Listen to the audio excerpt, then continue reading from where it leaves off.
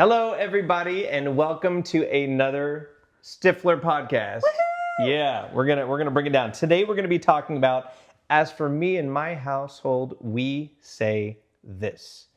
It's basically what is repeated most in your household is worth being intentional about. Really, here's the thing. If you're not intentional about choosing your family's words, the culture around you will choose your family's words.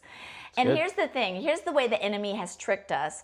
He's told us that being in ministry is like standing on a stage with a microphone or having a big spotlight pointed at us, when the primary area of ministry for every Christian is your home. Yeah.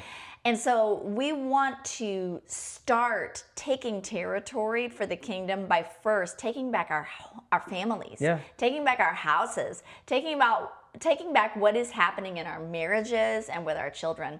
And so today we're going to talk about those intentional sayings that you want to repeat in your house to make sure that you're instilling in your family the things that you want to make sure that they take with them long after they leave your home. Yep, that's good. Let's jump into the first one. So let's see. It is. Oh well, actually, let's do this first. If you have any sayings that you had as a child, go ahead and put them in the chat. I'd be curious to see what other people had experienced. But did you have any experiences as a child, like sayings that you heard pretty regularly? So my dad had this saying that he said a lot, and I don't think it was his own. I think he heard it from someone else. But the saying was this. He would say, quote, "Try to lift your foot." He would always say this in response to asking us to do something, and we would say, well, we'll try. And when we would say, we'll try, he would say, try to lift your foot. Well, then when we would, of course, try to lift our foot, obviously, you either lift your foot or you don't lift your foot. And the whole point of the saying was, don't just try, do. And I think it instilled in us this sense of tenacity, like stick-with-itness, that if you were going to go for something, that you were going to go for it all out and that you weren't going to try. Yeah, that's good. So I have one that was not as helpful for me. I think it came from a good place, but it was, you can do anything. And I remember hearing that and thinking, well, that sounds great, but it's not entirely true. I can't do anything. I can't be a fighter pilot, even though I desperately wanted to be when I was 10 years old. I'm not kidding. After watching Top Gun. After watching Top Gun, and then I got glasses. And I was like, well, there goes that dream. So, I think sometimes it's important to know that there are sayings that are good and seem positive and all that, but might actually hinder more than it helps. Yeah. So. I mean, the thing you have to recognize is this. In Proverbs 18, it says, death and life are in the power of the tongue. And so what that means is that our words are extremely powerful, and especially when we're speaking them over our spouse or over our children, we need to be aware of the fact that whatever we say can be, we'll look at Proverbs 15:4. It says, a gentle tongue is a tree of life.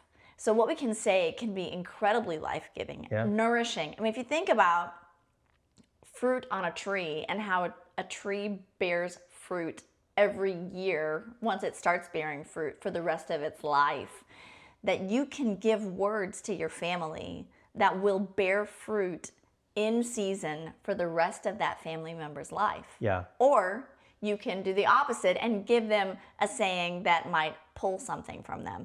I'm thinking of a saying that no one actually said out loud until I started saying it out loud, which was, no one listens to me. Yeah. I don't know where I came up with that. I think part of it was that I was the baby of the family and I felt like I didn't have influence with my siblings or with my parents. And somehow along the way, that became a saying that I said out loud.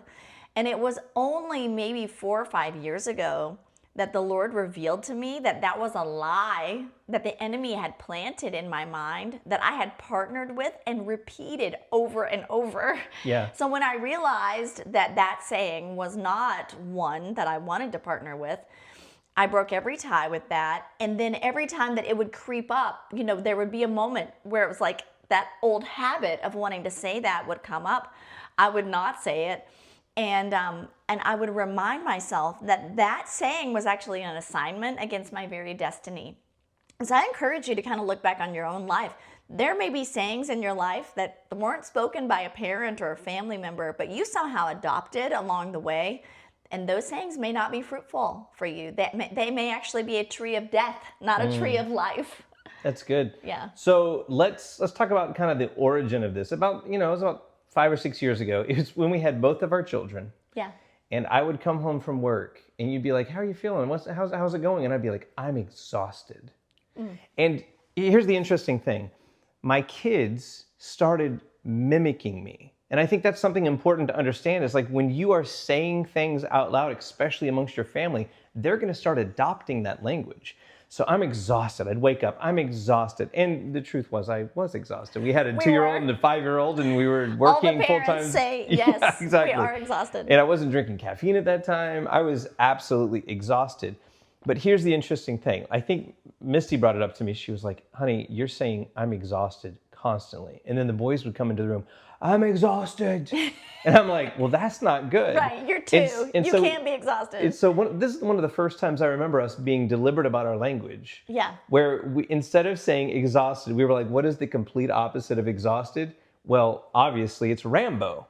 Because Rambo can do anything. Well, I don't know if all of you know who Rambo is Yeah, because you have to be old to know who Rambo is.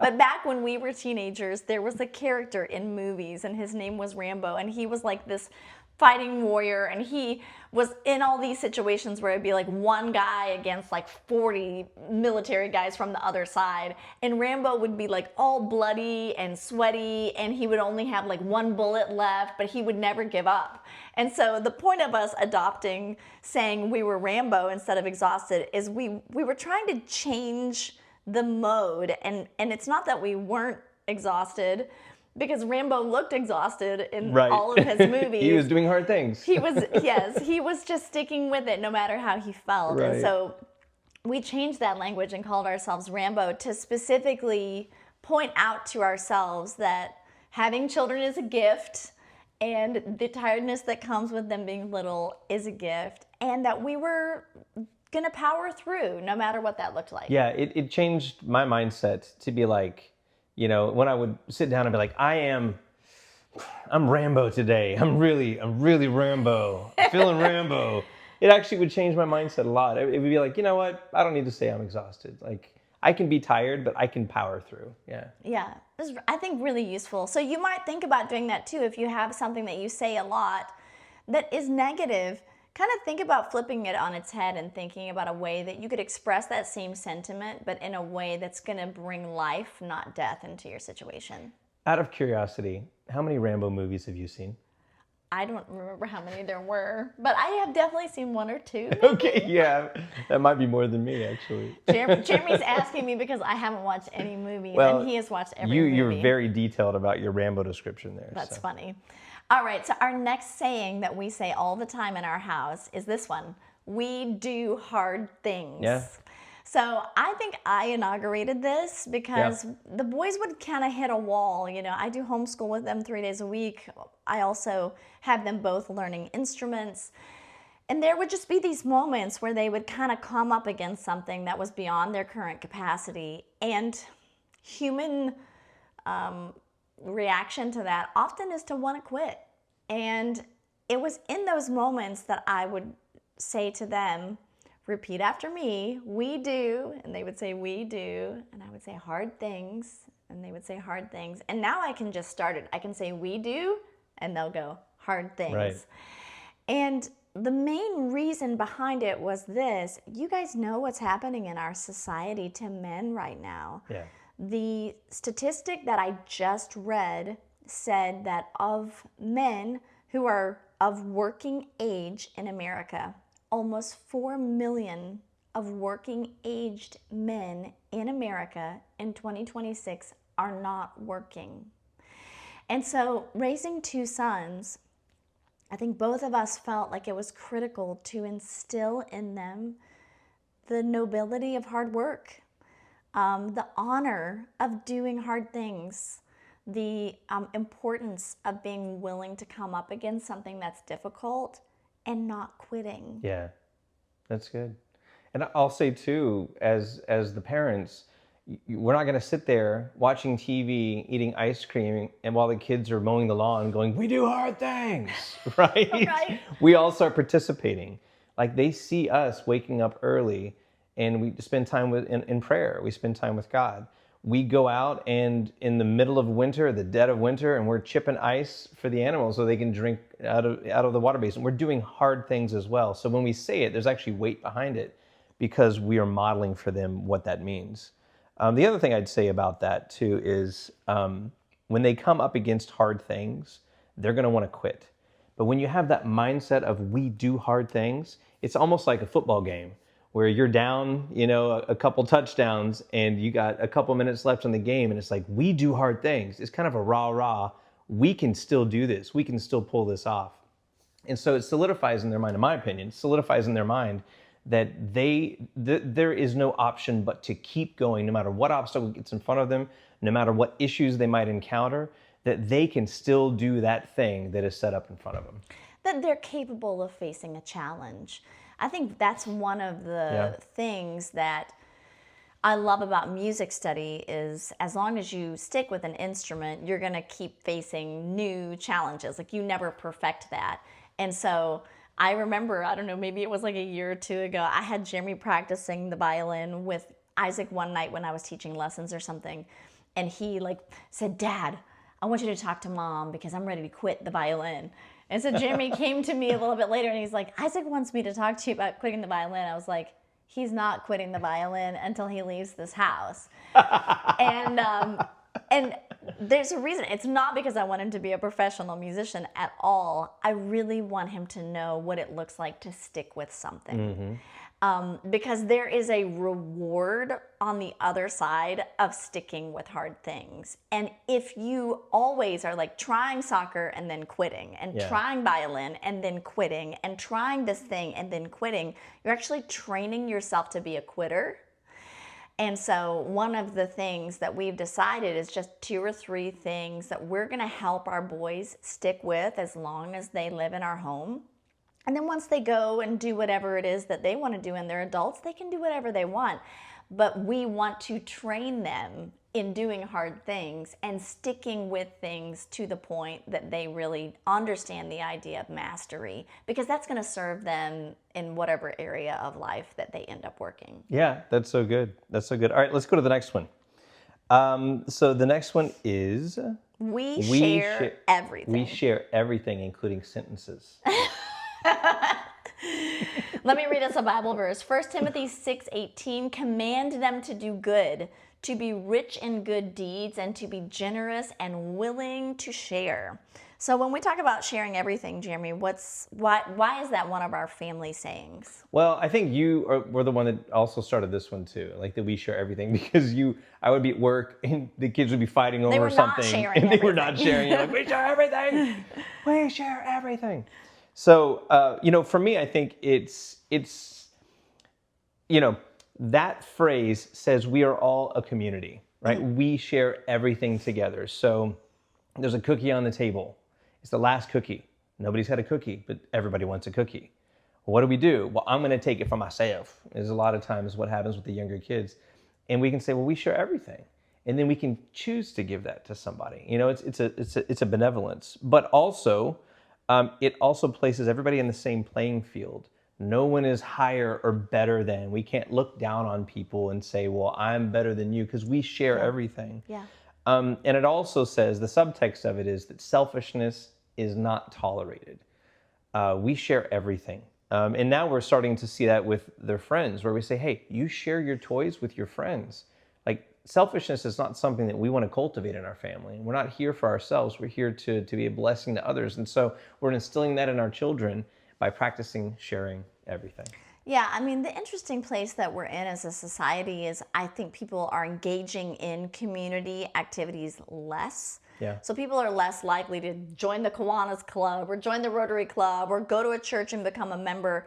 People are isolating a lot more. And so because of that, I think it's critical that as we're raising kids, we're talking to them about what does it mean to be a part of a community. I'm trying to instill in my kids the idea that this family is a team. And if there's anyone on this planet that's going to advocate for you, be on your side, and be loyal to you, it's these 4 people. For sure. And so I'm often saying language like that around my boys, like not just that we share everything, but the why behind it is because like we have each other's back. We're going to take care of one another. We're going to make sure that the person beside us has what they need to go on. And if anybody's going to be advocating for you, you're going to advocate for each other. We're going to advocate for each other. Yeah. Yeah. That's one of the things that I said recently to one of our boys. It's like, you're going to be with your brother for your entire life. You know, share these things with him. Be a part of his life and let him be a part of your life. I love it. So, yeah. All right, so the next one, I'll do this one. Oh, yeah. So this is something that I started. It's why do I love you is what we say. And the boys know exactly what to say next. It's like, because I'm who I am. Like, why do I love you? And I always say, why do I love you? I love you because you're so talented. And they're like, no. I love you because you're so smart. And, you know, we go through this whole thing like, no. I'm like, well, why do I love you? Because I'm who I am. I love you because you are on this earth. I love you because you are you. You are naturally, authentically yourself, and that is why I love you. And I think for me, it's first off, it's a godly model. Yeah. God loves us because we were born, because he created us, because we're here on this earth. Like, we don't have to prove our love to him. We don't have to do all the right things and be perfect and strive for all these things. He loves us because of who we are. And I wanted my boys to understand that core intrinsic concept because they need to know that they are loved intrinsically. They need to know I am loved. It doesn't matter if I fail at something in this life, if I decide that I can't do it and I give up, you're still loved. It's not performance-based. For me, the reason I think it's so great is because I want our kids to be willing to try things they've never done before and be willing to fail, right? Be willing to be bold, step out and do things that they're unsure if they are capable of. Yeah. And one of the things that performance-based parenting does to kids is I think it makes them afraid to try new things. Yeah. And so, you know, especially because I'm more of like a type A personality, I am really, really deliberate about making sure that the boys know exactly what Jeremy's talking about, that the love that I have for them is not based on achievement. Because as a mom and as their teacher, I'm going to push them really hard. I'm going to encourage them to excel as much as possible. But it's like when we're using the words I love you, we're carefully defining what that means. So good. And I think that's what's important is like that intentionality behind making sure that when we say I love you in this house, that they know that it isn't because they won that trophy or they got that goal, but because that's just what we do because they're ours and nothing that they could ever do would change that. Yeah, that's so good. I think so too. All right, let's go on to the next one. All right. It is, how can I help? I don't remember who started this one. She's like, I do everything around here and you're going to help me. And so we were like, how can I help? Well, you know, I mean, any mom out there will say that a lot of the words that we say during a day are do this, do that, do that. Have you showered? Did you brush your teeth? Have you put on your shoes? Where are your socks? You know, it's like instruction, instruction, and that's instruction. just to me. And so I kind of created this as a saying because I wanted them to just begin to get an awareness. They're old enough now that they know what actually needs to be done. And they're old enough now to contribute to what needs to be done. And so I love how Jeremy's just been jumping in. He's been modeling this for the kids a lot. And so he'll hop up from the dinner table or right before dinner when I'm kind of getting everything ready. And he'll say, how can I help? And when he says it, then Luke parrots it. And he says, how can I help? How can I help? And so it's become a little saying for us, and I love it because we live in this social media age, which is all about you curating exactly what you want to see and what you want to do. And we live in this kind of self-care age, which is like, oh, I'm going to make my boundaries to take care of myself. And the next thing you know, you can be in a place where you're totally isolated and actually pretty miserable because you've created all these boundaries that you supposedly need, but you've actually removed yourself from a place where you are able to contribute, and contributing brings value to your life. Yeah, yeah. And so That's I good. think it's such an important saying in all of our lives to think about, like, how can I help at my church? How can I help in my household? How can I help with my extended family? To actually look around, like if you're looking for meaning in your life, that could be a great question for you to ask somebody who's really close to you, who's struggling. Say, hey, how can I help? Maybe I can take your kids for a few hours while you go take a walk in the park and just get a breath of fresh air. All of us can do that for each other. That's so good. You know, I've never really thought about that as being something that actually instills purpose in a person's life. But that is exactly what you're talking about there. You know, Yeah. saying, how can I help, gives you purpose. I mean, there's so many purposeless people Yeah. that struggle with like, I have no meaning and what's my purpose in life? And it's like, well, why don't you help your neighbor? Like just mow a lawn randomly, just in your neighborhood. Yeah. You know, it could be as easy as that. So, Yeah.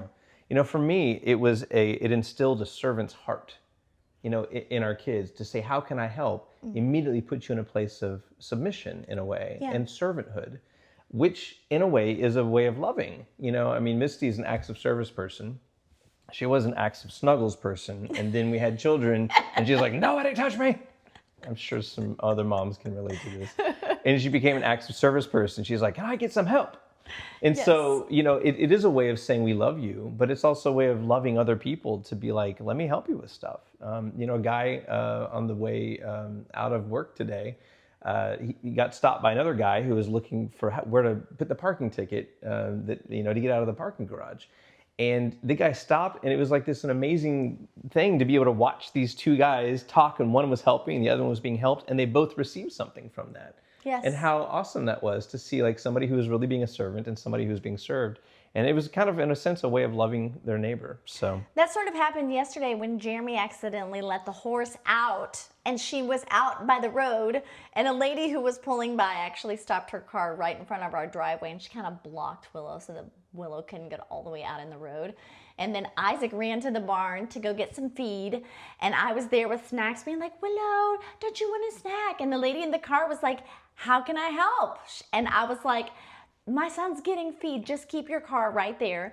And then Isaac rattled the thing, and Willow came back in the gate, and all was safe. But it was such an incredible moment because actually there were like two different cars that were just parked there, I think just kind of waiting to make sure that they didn't scare the horse. And Isaac was incredibly helpful. And so, yeah, those are great moments. I mean, I'm glad we could work that disaster into this podcast. it was a great moment for everybody but Jeremy, who let the horse out. I was definitely the culprit. That was a big, how can I not help moment. Yes, how can I give my wife hives? Well, let me say the other thing too that this brings up is it does put in the practice of asking questions. When you say, how can I help? It, you know, it's being relatable, and it's relating to people. Yeah. It's one of the things that we just worked on today with the boys, where it's like we're sitting at the dinner table saying, ask questions, follow-up questions. What is a follow-up question? Like, how can I help? How do I do this? What do you need? You know, those kinds of things are actually really valuable in societal situations where, you know, you want your kids or your spouse or whoever it is to go. Yeah. That you actually have these conversations where you're asking questions, you're being a listener. Well, I mean, here's what the studies say. They say that your IQ will get you in the room, but it's your EQ or your emotional intelligence that will keep you in the room. Yeah. And a question like this is very much about tuning in to the people that are around you. And so you can be the most intelligent person on the planet, but if you don't actually know how to work on a team, if you don't actually know how to look around and notice where there are gaping holes that need to be filled, that honestly don't even require that much skill and ability, but man, most people don't notice, and suddenly you would really differentiate yourself by being the one who fills in that gap. I think this is a much bigger lead for the kids into thinking in that manner of like really analyzing like what's happening in the space around them, thinking about what their role could be and how they could really contribute in a way that's valuable. It makes me wonder, like in the workplace, if every employee were to go to every other employee in their workplace and say, how can I help? How that would transform any workplace. Yeah. And when you're looking at any workplace, when you see the person who's always asking, how can I help? How can I help? How can I help? That's the person that gets promoted. Oh my gosh. I'll never forget, like, my second administrative job when I was at a director level, I had a girl working for me who was like an assistant to a director that was below me. So she was kind of like at the bottom of the totem pole, but she was only like 21 years old.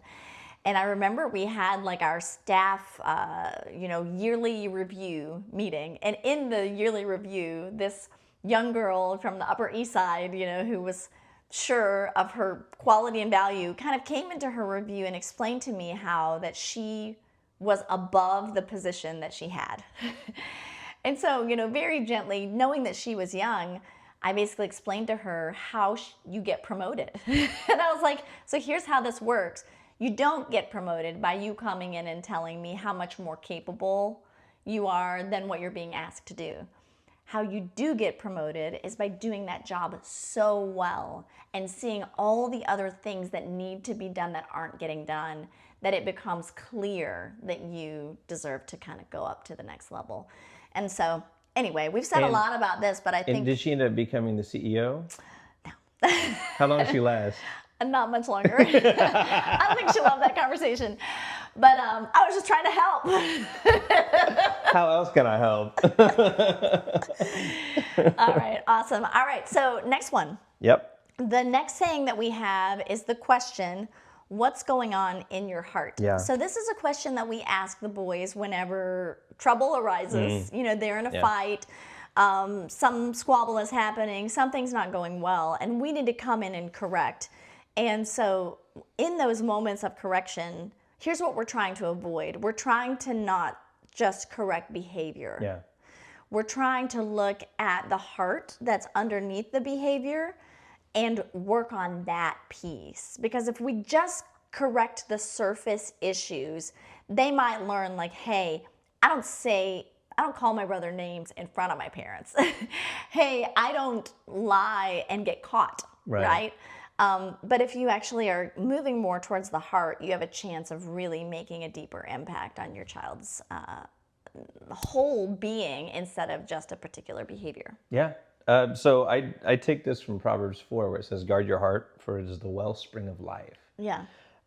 It creates a recognition of the position of your heart. Now, the heart is the core of who you are, right? So whenever Isaac would have an emotional fit or there would be something going on with him, I'd sit him down and I like Misty said, wouldn't address the outward manifestations of whatever was happening, but I'd say, buddy, what's going on in your heart? What, like, you seem so mad at your brother about this thing. What's really going on here? What are you really upset about? And it made him go into his own mind and think about what had happened that day. And so, inevitably he'd say, I've had too much sugar. And sometimes that's true. Sometimes that is true. He's like, I had a sugar rage or something like that.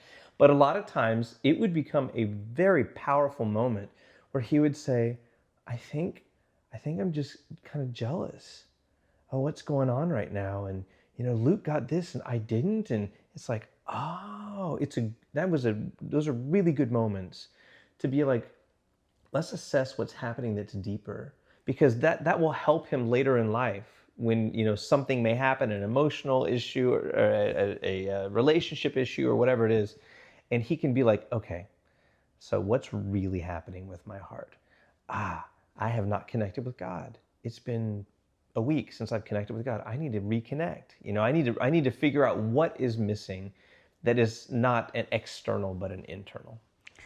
I mean, here's the thing that is human nature, right? A situation that is negative occurs and we want to blame. right? We see it in the Garden of Eden, right? Everybody is like, it's their fault, right? Eve is, Adam's like, Eve is the one who gave it to me. And then Eve is like, the snake is the one who gave it to me. And everybody's pointing somewhere else and no one's taking responsibility. And I think whenever our kids get in trouble, that is their knee jerk. Yeah. And if we just say, hey, don't say that to your brother, and then don't take the moment to actually look at the deeper heart issue, they can just be like, oh, I'm sorry. And they don't really mean they're sorry. Sure. And in their heart, they're like, he caused it. And so these reflection moments, I think, kind of set us up to be able to have long-term relationships later in life where there is going to be conflict, but you're going to figure out how to work through it. I mean, for other couples. But I mean, how many people do you know that they don't have long-term friendships? They don't have long-term marriages. They don't have long-term relationships. They move in and out of cycles of conflict because they never developed the muscle of self-reflection. Yeah. To actually be willing to say, I'm the problem. Yeah. I'm the issue. And I need my heart to be checked, It's like that prayer that David prayed to the Lord, like, search me, God, and know my heart. Try me and see if there be any wicked way in me. And what he's saying to the Lord is he's saying, like, shine a light and show me what I don't see. Yeah. And I feel like that's what this moment is with your child. It's a chance to say to them, hey, as the mom and dad who loves you, there's something deeper happening here. Let's see if we can examine it together in a loving manner that is just meant to help you grow. That's so good. And I think, you touched on it a little bit, but when you don't address those things, it becomes a performance. Right. That person begins to perform and begins to say, well, as long as I look the part and as long as I do the part, as long as I'm a good little boy, then whatever is festering in my heart doesn't have to be dealt with. Right. And it forces them to look internally. So yeah, that's so good. That's so good. I love it. All right. So the last one we're going to do is kind of a funny one. And this is not a saying. I thought this was serious. It's not, well, I don't know. I mean,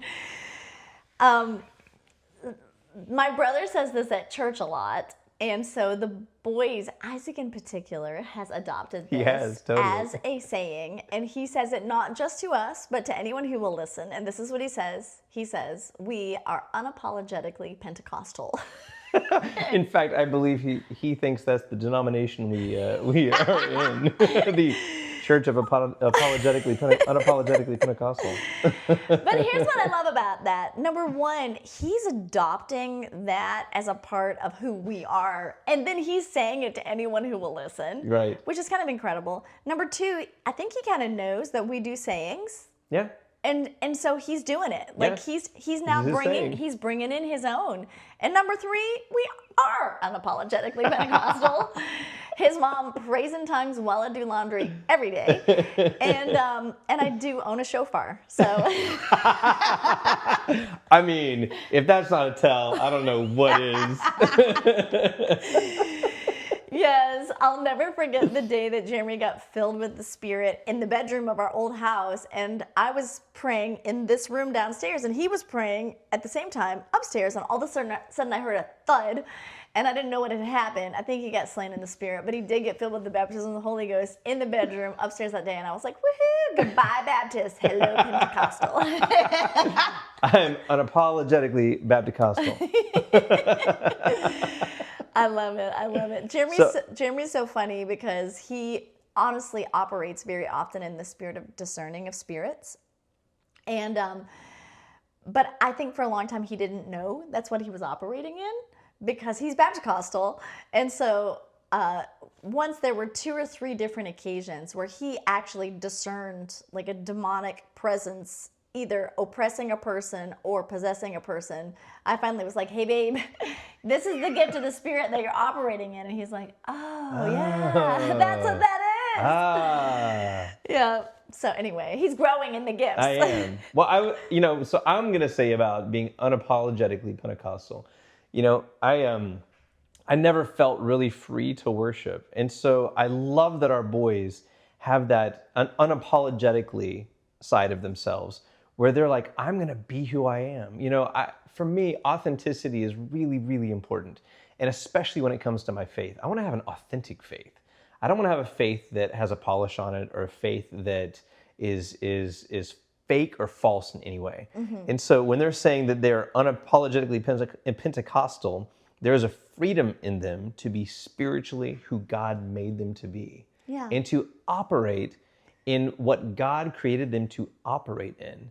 That is unapologetic. And I love that. I love that saying because it's immediately, even in the saying itself, it says, I don't care what anybody thinks about this. I love that. I am going to do what God wants me to do. Yes. I just think about, the disciples standing before the Sanhedrin in the Bible, and they're saying, so you're telling us to stop talking about Jesus? I think I'm going to do what God is asking me to do and not what you old people are asking me to do. I'm going to do what's right, not what is going to shut my mouth. And I think that's something that I want instilled in my children. I know that's something I want instilled in my children. Yeah. Well, here's what I'll say. If they're unapologetically Pentecostal, it means they always clap on 2 and 4 and not 1 and 3. Putting a hand up is not asking a question.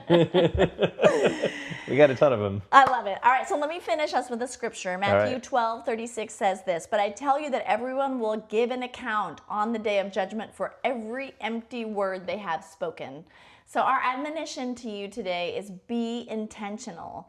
If you've not really thought about what are the sayings that are regularly spoken in my home, then I would encourage you to take an inventory and see what they are. I guarantee that you have sayings that are happening regularly. The question is whether or not they're actually giving life or bringing death into your home. Yeah. And then think about being even more intentional about the ones that you want. We have slowly sort of codified these sayings, and we'll have conversations about the fact that we're using them so that we're both using them and using them in the same moments and in the same way. And I think it's so powerful because we're both teachers. And one of the things we can tell you about teaching, great teaching is repetitious. Yep. And what you'll do is you'll say the same thing in different ways enough until the student finally really grasps the concept. And so we encourage you, don't be afraid to repeat yourself. Repeat yourself over and over until they have internalized the truths that you want them to have whenever they depart from your house and have their own family and their own home. And hopefully those will be good enough sayings that they'll want to instill them in their own children. Yeah, and repeat it enough to where they start saying it back to you. We do. Boys in the other room will say hard things, right? I mean, they just know it. They just intrinsically know it. Yeah.